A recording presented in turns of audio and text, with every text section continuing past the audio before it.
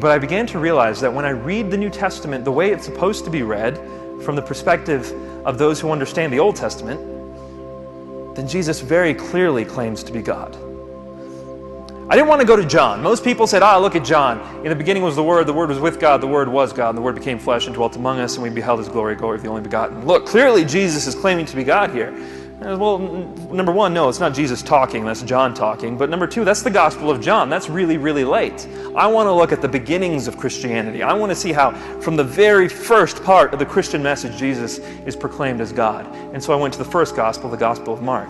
And it was precisely there where I read Mark chapter 14, verse 62, which when I understood what that verse was, it blew my mind. Here Jesus claims to be the Son of Man from Daniel. He claims to be the I Am from Exodus. And he claims to be the one sitting at the right hand of the power from Psalms 110, verse 1. Jesus very clearly claims to be God in Mark chapter 14, verse 62, when you understand his context. And so I said, all right, fine. Well, how do we know he died on the cross? Did he actually die on the cross? Because the Quran told me Jesus did not die on the cross. The Quran says in chapter 4, verse 157, وَمَا قَتَلُوهُ وَمَا صَلَبُوهُ. We killed him not, nor did they crucify him, but so it was made to appear to them.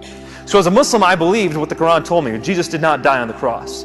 But Christians think Jesus certainly died on the cross. So this was a good litmus test right here. Which one's true? Which one's false?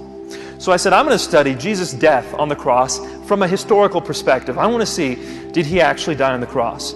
And no matter how you look at it, whether you're an atheist, agnostic, Jew, Buddhist, however you look at it, if you're a historian and you're studying the evidence of Jesus' life, you have to conclude that he died on the cross.